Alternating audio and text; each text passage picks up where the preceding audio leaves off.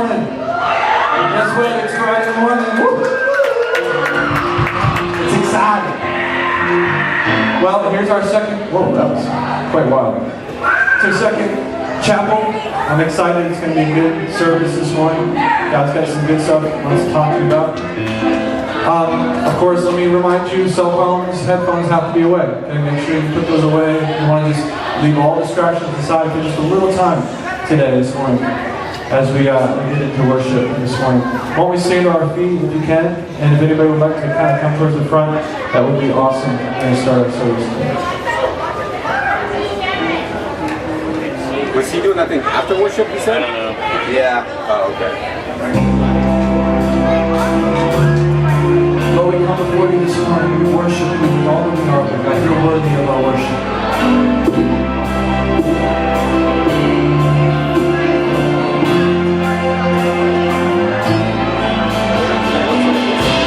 And I was stolen in the darkness, couldn't see my hand in front of me. I was standing up and that's where all was lost. You came running. Oh, nowhere to run, nowhere to hide. You sent your shadows guiding me, and through the sky piercing light. And then I saw you shine, shine, shine like the sun. You waking us to life. You've only begun. Every night, every fear disappears when you shine on us. We want to see you shine, shine, shine like the sun. You are the first I love to open my eyes. Every dream comes alive when you shine on us. When you shine on us.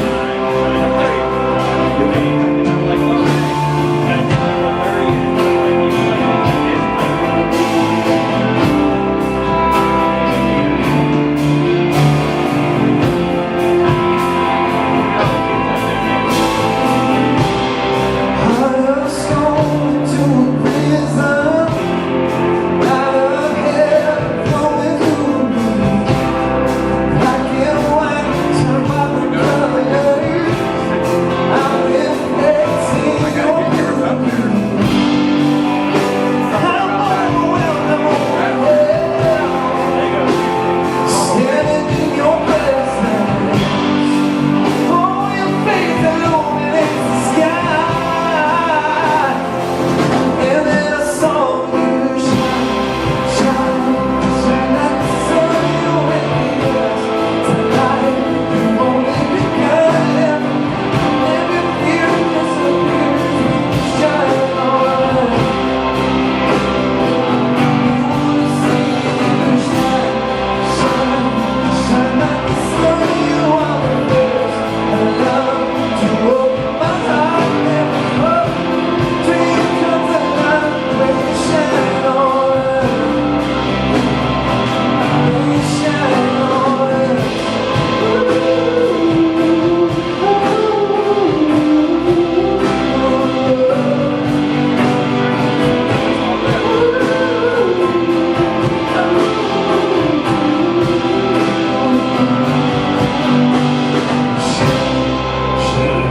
Shine like the sun, you're waking us to life. You've only begun. Every doubt, every fear disappears when you shine on us.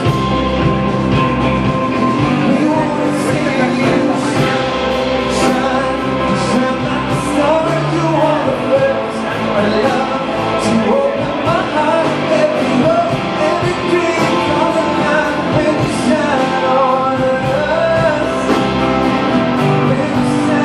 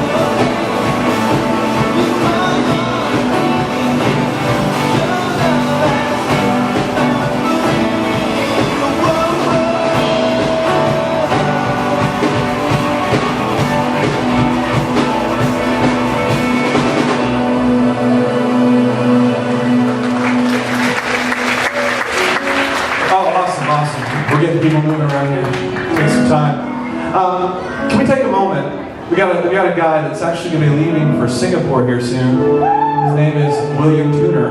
Anybody know that guy? William, if you can come up near the front here. And we're going to sing Oceans, but during this song, this is William's last day here.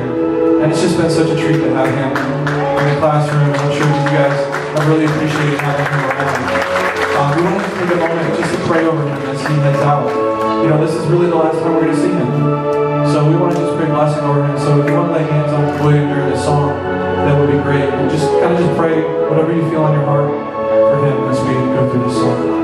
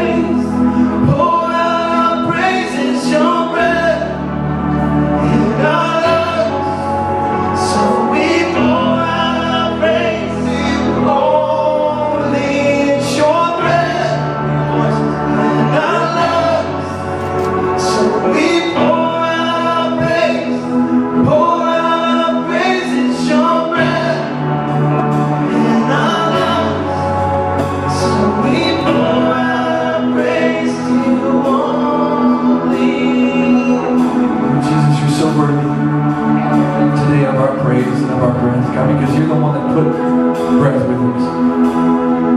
So today we acknowledge that. We thank you for this time where we can connect with you and learn more about you. And I pray that our hearts would be changed today, that they would be transformed, and that you would open us up to new things, new understandings of who you are. Because, Lord God, you are a deep God. You go deep. So, Lord, today we dive deep into your embrace, Lord. Thank you, Lord Jesus. We thank you for this opportunity, Lord God. We don't take it lightly to lift up the King of Kings, to come before his throne and worship. We love you. Praise in Jesus' name. I want to take a second.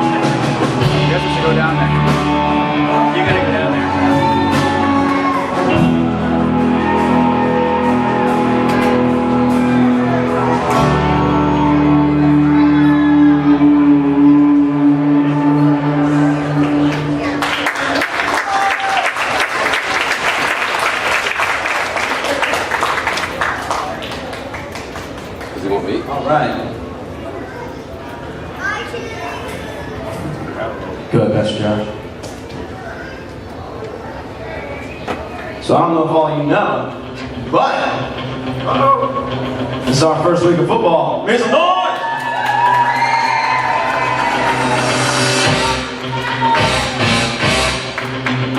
Start off. We're going to bring the players. Cheerleaders first. Here we go, cheerleaders. Let's go. Bring it in.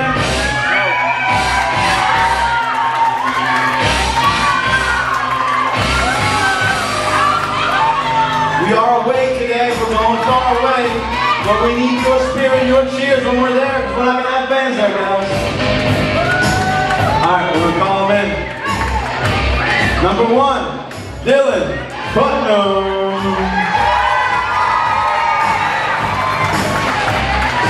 Number 6, Andrew Boynton. Number 98, Noah by your Delino. Number 5, Will Gunther. Number 76, Tyler Moyer. Number 7, Jack Ross. Number 40, Nathan Brick Ward. Number 12, Jacob King. Number 2, Jonah Johnson. Number 54, James Kelly. Number 23, Nate Julian. Number 26, Garrett Panzer. Number 15, Eddie Brim. Number 21, Hunter Hughes. Number 8, Eric Haney. Number 9, Bradley Howe. Number 11, Justin Spellman. Number 3, Christian Rivera. Number 10, MVP Nathan Murray. Number 4, Emmanuel Vestes. Number 13, Jonathan Vestes. Let's give it up for them, guys. Like I said, we're going to be in Orlando today, so we need all your cheers, all your help, we need all your support right now.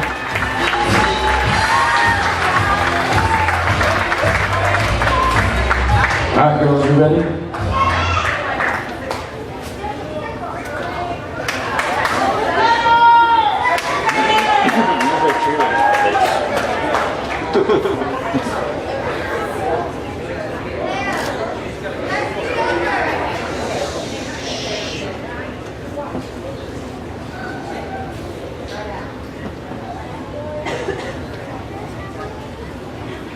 Here we go, Josh.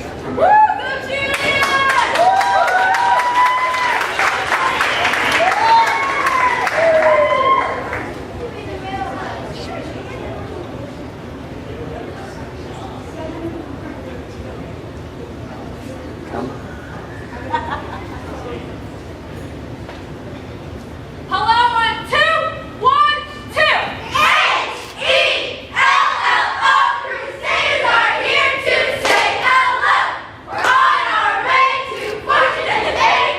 Here we are, name by name. Chelsea, Brianna, Maggie, Gloria, Leanna, Allison, Destiny, Sierra, Josiah, Joanna, Karen, Emily, Gabby, Gary, Kara, Lara, Not bad, man. Peyton, Anna.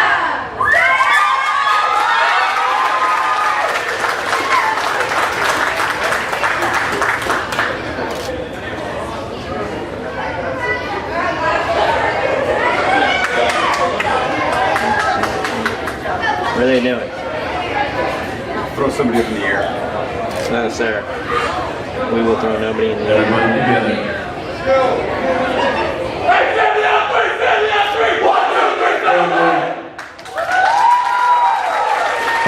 Give it up for our awesome cheerleaders. Give it up for our awesome football team. They've been working real hard. Going out to bat. Don't fall down for the lights. Guys, I'm getting pumped. We got some football. Yeah. It's so awesome. It's so awesome to see just the camaraderie around here. People getting excited about things. Can you reach that, girl? Is he on still? This must be Aaron's one. How would you guess? I'm crying over there. Well, I want to say the camaraderie around here. That's what makes Solid Rock what it is. It's so beautiful. It really is. Just seeing you guys praying over William this morning and just supporting each other. You don't even know. You don't realize what's going on when you do that. It's awesome. Well, today I got a story for us. Carl, you can help me out here. There's this guy named Joe. You ever heard of him? Who? Joe. He's in the Bible. Yeah. Oh, Joe. Yeah, Joe. Yeah. That Joe. The other one, the Old Testament. Yeah, there's like a lot of Joes in the Bible. And there's more than one testament. Yeah. So it gets a little confusing. But this guy, he was when he was 17, he came upon his father. What? His father. Yes, he came upon his father, and there had been a bunch of kids that Jacob, his father, had. His father was rather prolific. Oh yeah, yeah. There's a lot of kids. Joseph was one of the younger of the siblings, and for some reason, Jacob just loved Joseph. Well, he was the baby. Yeah. How many in here are the youngest? I was the youngest. Yeah. My mom liked me best. I told her Everybody loves the youngest, and I'm not the youngest. I'm the oldest. Well, I still got some love. You get the oldest love, and then you get the youngest love. Now, see, the oldest one got punished the most. Yeah. And by the time, Jacob had what, 12 kids? Yeah. So after 12 kids, you're kind of like with the discipline. So Joseph got away with everything. So no wonder his brothers didn't like him. Oh my goodness. And then check this out, okay? If that's not enough to irritate you as a brother, check out this dream that Joseph has. Now, before the dream, first of all, let's point out that he got this coat from his father, and it's called a Technicolor coat. It's got like a billion colors on it. There was a coat of many colors. Yeah. A rainbow coat. Yeah. Oh, we won't go there. Yeah, so there's like tons of colors on this thing. Something that, like, it's like kind of the new line of clothing. And Jacob gets it, right? So there we go. Brothers are like, Joseph got it. And Jacob gives it to him, and he's like, oh, here we go again, the brothers. Then, this is where it's really... The brothers didn't get anything. No. It wasn't Joseph's birthday. No. Jesus had... So it wasn't Christmas. No. So just because he was the favorite, he gets this beautiful coat filled with lots and lots of colors. I mean, I wouldn't get jealous because of that or anything, right? It's good to be Joseph. Yeah, now check this out, okay? Joseph has a dream. He actually has two dreams. I'm gonna read one of them. He says, Joseph had a dream, and when he told it to his brothers, they hated him all the more. Yay, exciting, right? So Joseph comes up and he's like, listen to the dream I had.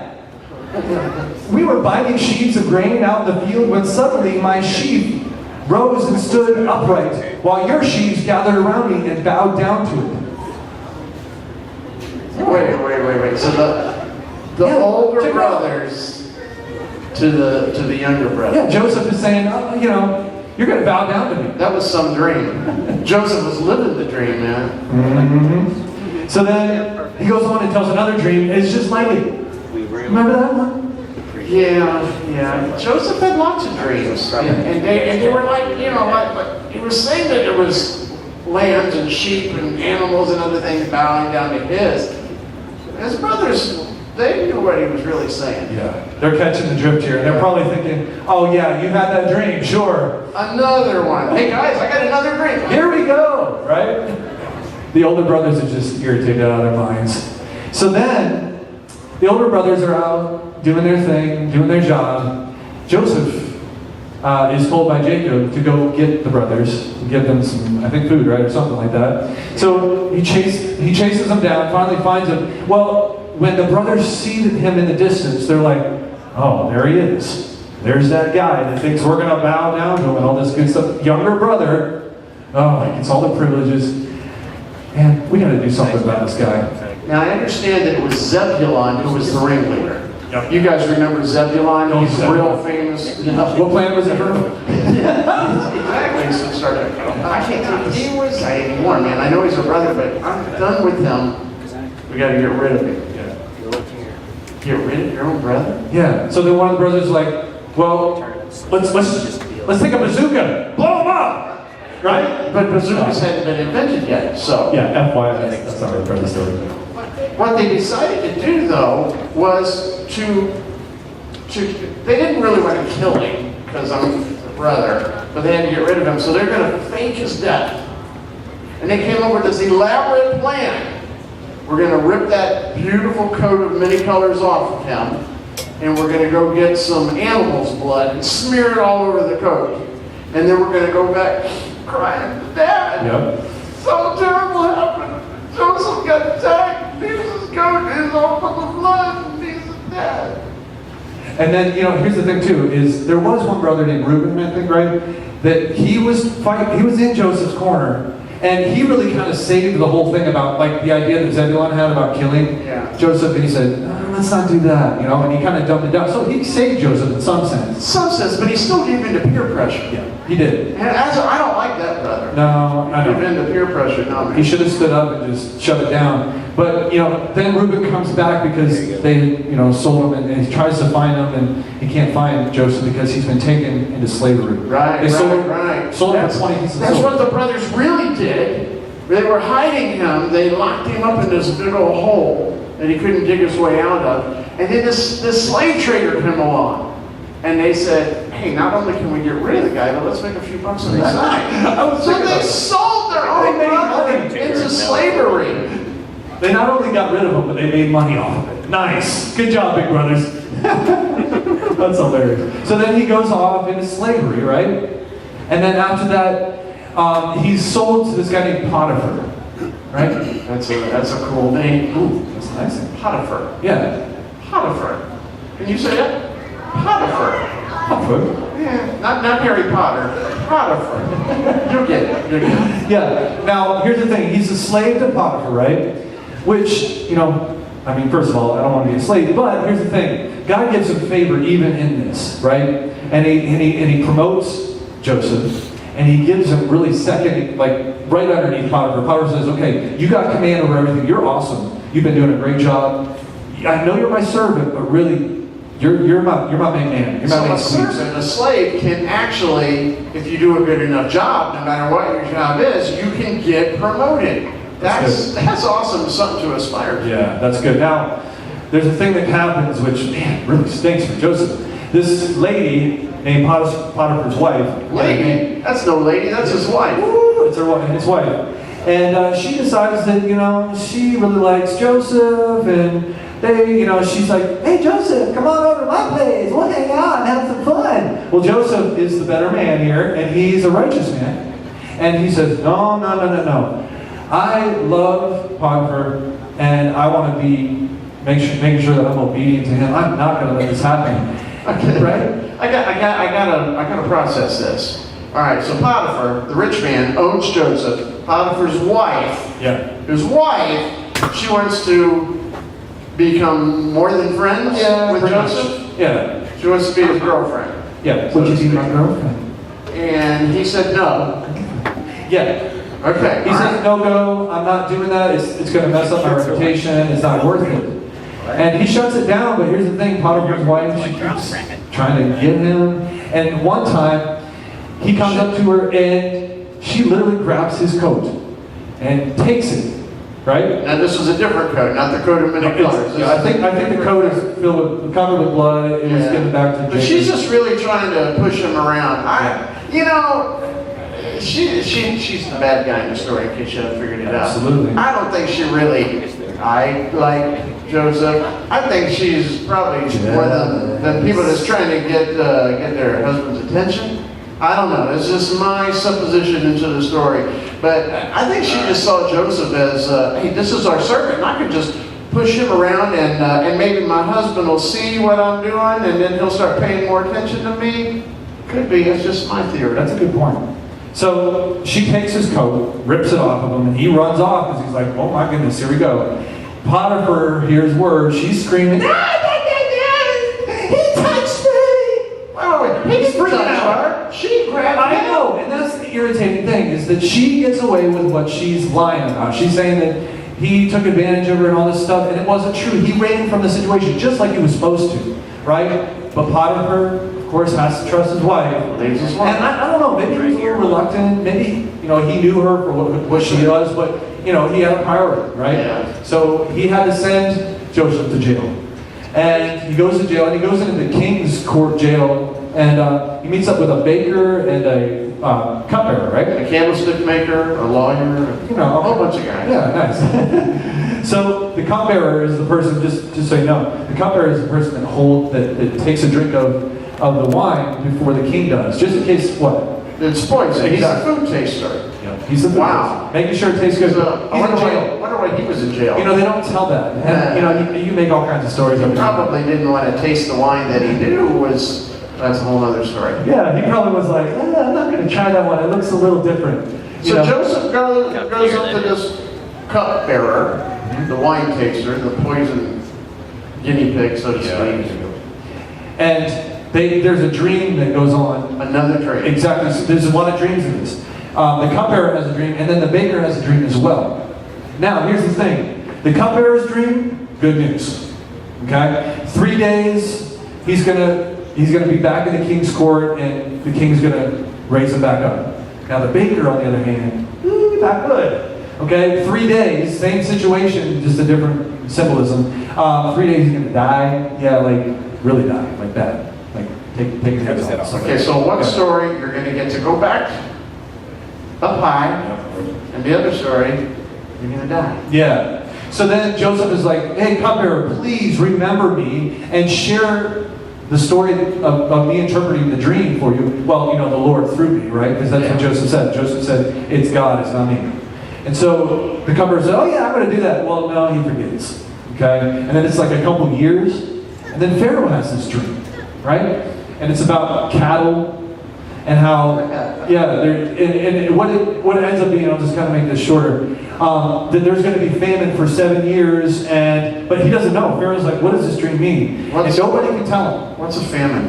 Famine, okay, good question. Is that like your brothers and your sisters and your aunts and uncles? No, nothing to do with family. Oh, family. Famine. You said famine. Yes, famine. Okay. It's where your crops are kind of just destroyed. And you don't have anything like the locusts or whatever it was, destroys all your food. No food. Yeah, so Pharaoh finally, the cupbearer remembers, oh wait, there's that guy, rings a bell, that interpreted my dream. Maybe he can do it here. So they bring Joseph in before Pharaoh. There you go. And Pharaoh gets his dream interpreted by Joseph, and Joseph said, this is not me, it's God. And so Pharaoh gets told that, hey, look, here's the thing. You're going to have 7 years of just, it's all good, it's going to be awesome. Your crops are going to grow like crazy. You're going to have so much food, it's going to be over the top. But then after 7 years, you're going to have another 7 years, you're going to have literally nothing. So Joseph says, Pharaoh, you got to prepare for this. You got to be ready. And in those 7 years, you need to save up so that when the 7 years come up bad, you're ready. Well, Pharaoh's like, okay, who could I have to lead this whole thing? Well, I mean, what about the man of God is standing right in front of you that just told you the dream, right? Okay. Again, my mind wanders because I have a little bit of ADHD. So, we got Joseph, brothers faked his death, selling to slavery.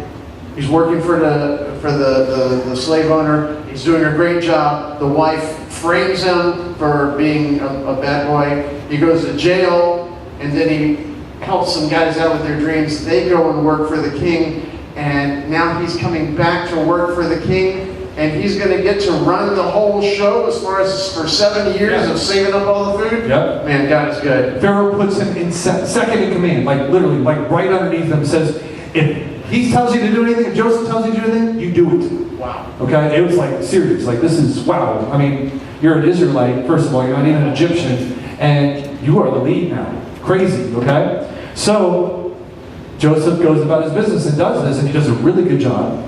And after the 7 years, he's saved up so much that literally the entire world is in famine right now. And the Egyptians are living it up. They're fine. Okay? Everybody else is hungry. Exactly. But the people in Egypt, because they listened to what Joseph said through God, or what God said through Joseph, they got all the good stuff. Yeah. So now the whole world's come to Egypt. Even Jacob and Joseph's brothers.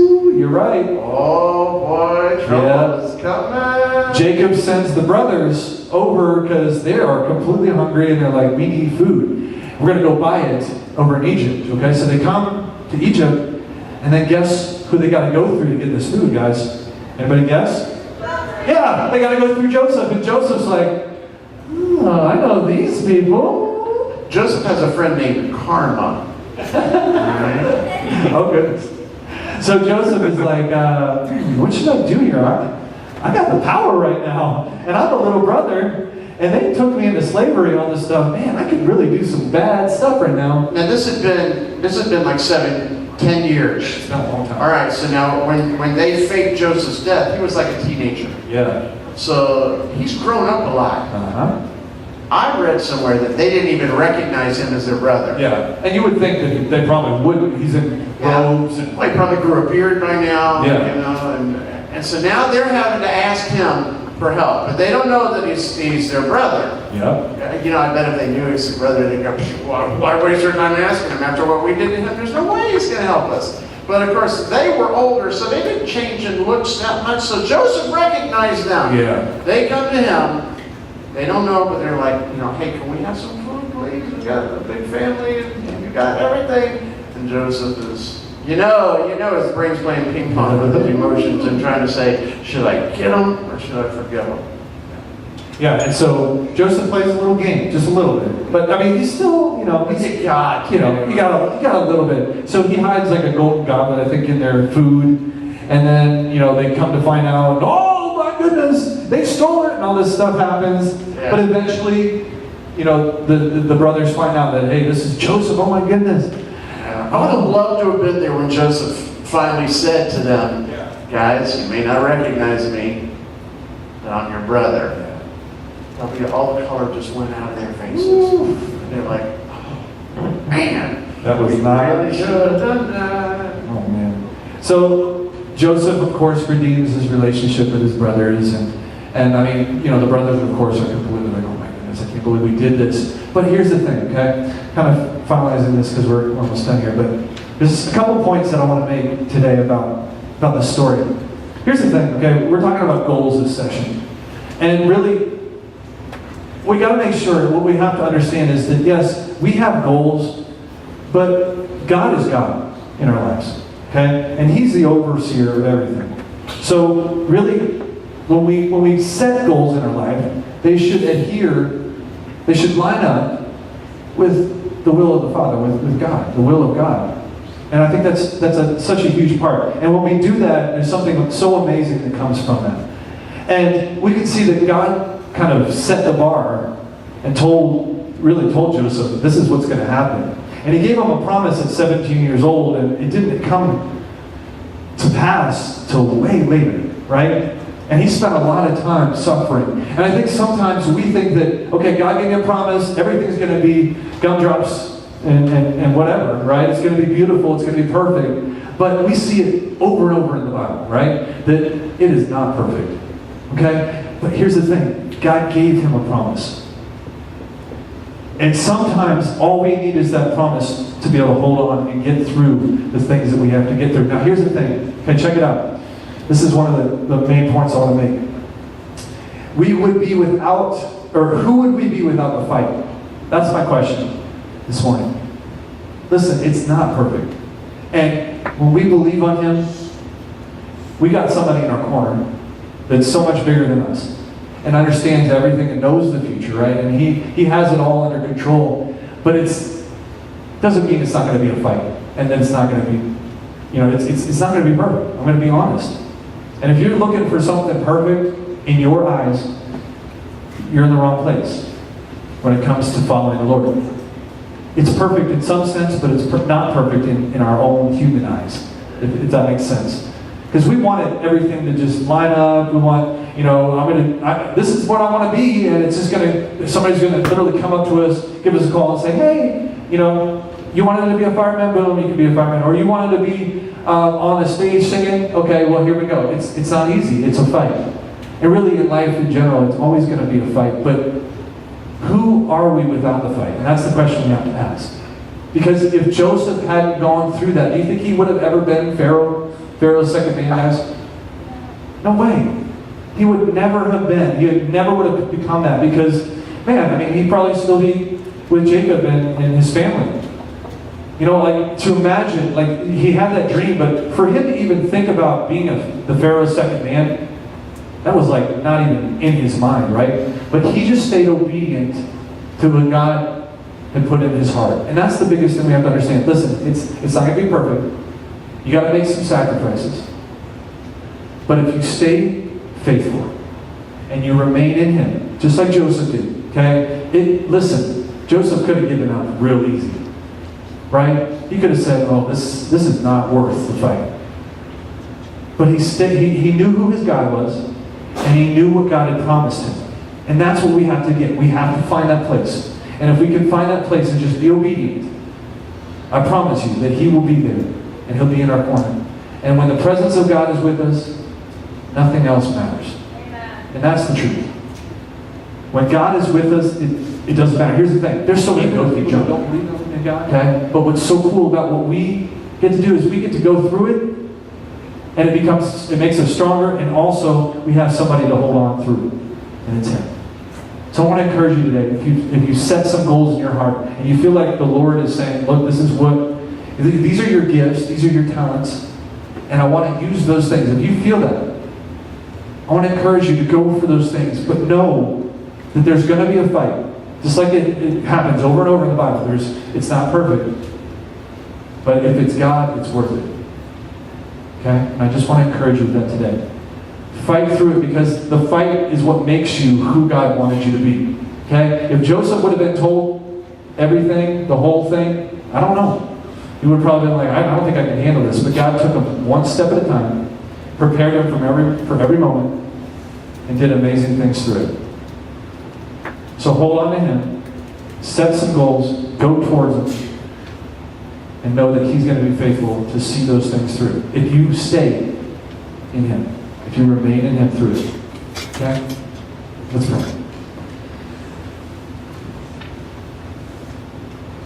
Heavenly Father, we thank you for today. Lord God, and I pray that if there's anything that we learn that, God, this life is not going to be perfect. But the beauty of it is knowing that you're going to be with us through it. So Lord, today, we're not looking for a perfect life. We're not looking for you to give us everything, because we know that if we were given everything, we wouldn't be able to become who you created us to be, Lord. You are the artist, and you are painting a picture that resembles our lives. And sometimes the colors that you got to put on that painting aren't the ones that we want. God, they're not enjoyable. They're not enjoyable experiences, but Lord God, it's through being present in those moments, in those seasons in our life, God, and allowing you to mold us, that we become who you created us to be, Lord. So Lord, we just surrender today, God. We just lift our hands today, and we surrender. And we say, God, you are the painter. We're going to stop trying to paint our own picture today, and we're going to let you paint the picture. And even when it hurts, we're going to remain in you. We're going to stay faithful to you, because you will continue to be faithful to us. Lord, we thank you for the story that you're writing. And it's a beautiful one. And at the end of the day, God, when it all comes together and we stand before you in heaven, I think that you're going to be able to say over us, well done, thy good and faithful servant, Lord Jesus. We thank you and we praise you and we lift you up. And we praise you in the storms. We praise you in the good times. We just pray all this in Jesus' name. Amen.